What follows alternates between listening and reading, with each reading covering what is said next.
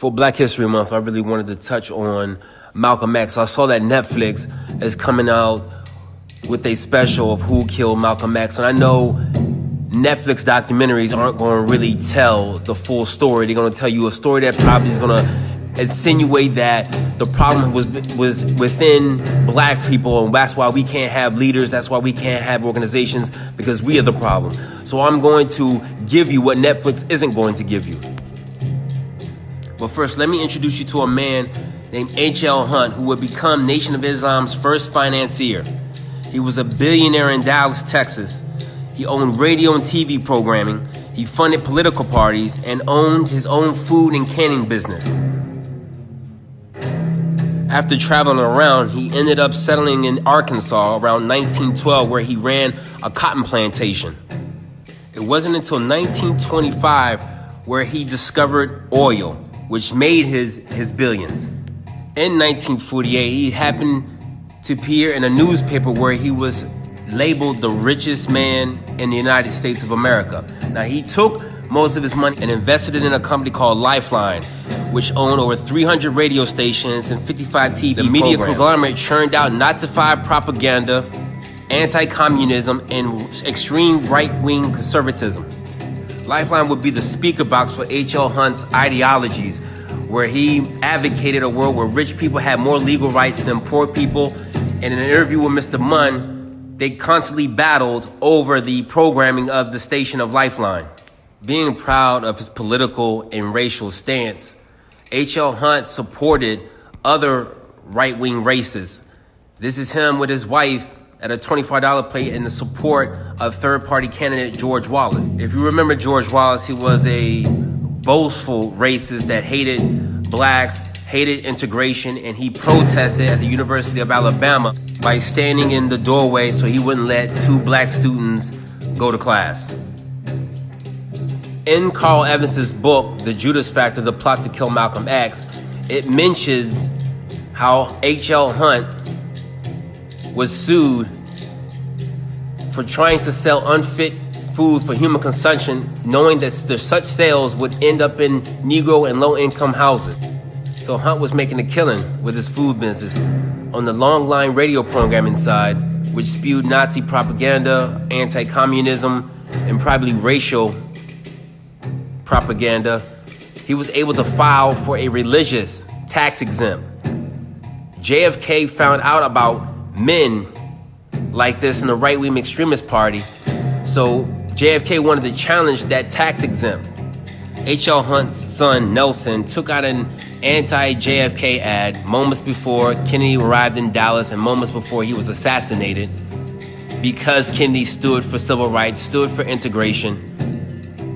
The Hunts did not abide by those political ideologies. If you do your own research and you look up the Kennedy assassinations conspiracies with H.L. Hunt, you would find that H.L. Hunt was in the room where Madeleine Brown went on an interview of current affairs, where she claimed she saw Clint Murchison, Nixon, Lyndon B. Johnson, Clyde Tolson, John McCloy, and J. Edgar Hoover all in the same room moments before the Kennedy assassination. He was a financier.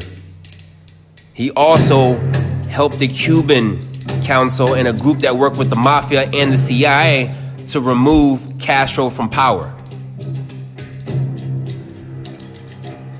Now, everybody knows the story of Jack Ruby, the one that killed Oswald, but what they didn't tell you was Jack Ruby had a meeting in H.L. Hunt's office before the Kennedy assassination. And Jack Ruby also was said to be social friends with H.L. Hunt's other son, Lamar Hunt. After the Kennedy assassination calmed down, H.L. Hunt came out of hiding to fund a committee for the Christian Defense League, which was an anti-communist, anti-civil rights group, which then recruited two men, Colonel William Potter Gale and Charles Willoughby. In Dick Russell's The Man Who Knew Too Much, Charles Willoughby is noted to being a fascist.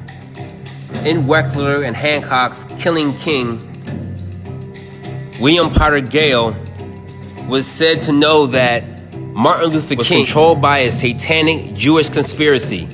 Now, if you know Jacob Rothschild, you know all of the Rothschilds, they basically own our money. They basically own who we are. And if you remember the Rockefellers, there's David, and then I guess he had a brother named Nelson. They also financed and funded Martin Luther King. Now, if you know anything about the last days in the book of Revelation, they are the synagogue of Satan.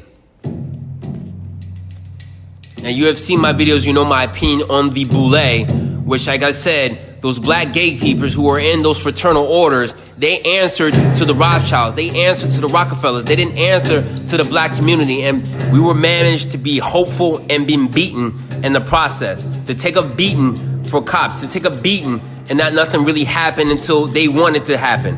And that's what the whole movement was about, was to keep us docile. Now, the Nation of Islam was more black separatists. They were anti-communist, but they were also hostile to the civil rights movement. That is why H.L. Hunt funded them, because they advocated going back to Africa. They advocated staying away from whites. And that's one thing H.L. Hunt feared, was the political power that African Americans would have had in this country. Once again, in the book, The Judas Factor, The Plot to Kill Malcolm X, Malcolm X not only found out that Elijah Muhammad was having children outside of marriages or out of wedlock, he was going to expose the books, the accounting books, on which Elijah Muhammad was taking the contributions from H.L. Hunt and depositing them in Swiss bank accounts. His wife doing the same in Beirut. Malcolm was going to expose it all. The fact that Elijah Muhammad had 2 large mansions, 2 cars, 7 apartment complexes, rent and maintenance on a dozen temples across the country, and still be able to pay the preachers and ministers their salaries. That his financial support comes from a rich man in Texas. I heard that while I was in the movement. I've heard it more since I left the movement. A rich man in Texas. You can look at any of these, look up his name. But the FBI knows that too. But they still don't touch him. And never have I seen a man, and this rich man who lives in Texas, by the way, lives in Dallas. His headquarters in Dallas. His money is in Dallas. The same cities where President John F. Kennedy was assassinated. And never have I seen a man in my life more afraid, more frightened than Elijah Muhammad was when John F. Kennedy was assassinated. I've never in my life seen a man as frightened as he was. And when I made the statement that I did, I almost cracked up behind it, because there were all kinds of implications to it that at that time were way above and beyond my understanding. There would never be another Malcolm X that could deliver with such rawness, such passion, and able to stand up for truth, and able to know when he was right and when to know he was wrong. He should be more celebrated than he is right now. The only reason why? Because he wasn't Boule. He wasn't part of the fraternal order. He wasn't handpicked by the Rothschild. He preached standing up for yourself, standing up for your family, and standing up for your home. They want us to forget the civil rights movement. They want us to forget slavery, of saying, oh, that was so long ago. Why can't you guys get over it? It shouldn't bother you. You weren't there. It shouldn't bother you because you didn't do the Freedom Bus rides. You didn't get beat by police.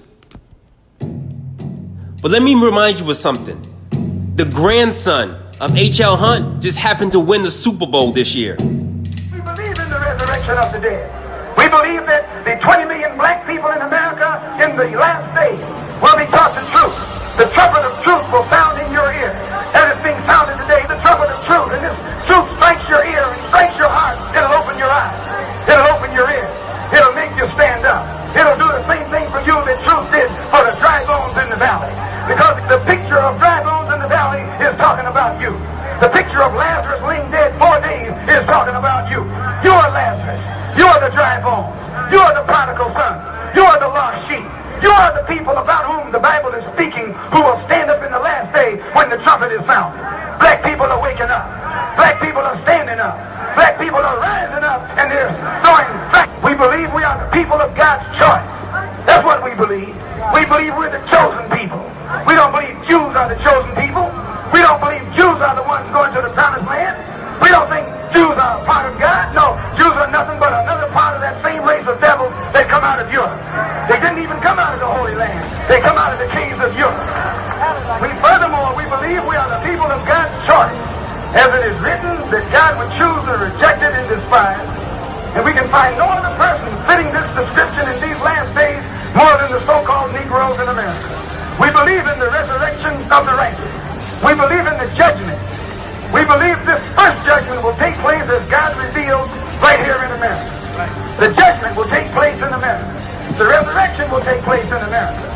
The judgment will take place in America. The separation will take place in America. And the destruction will take place in America. Doom will take place in America. Doomsday will take place right here. This is the place the Bible is talking about. When the Bible mentions Babylon, it means America.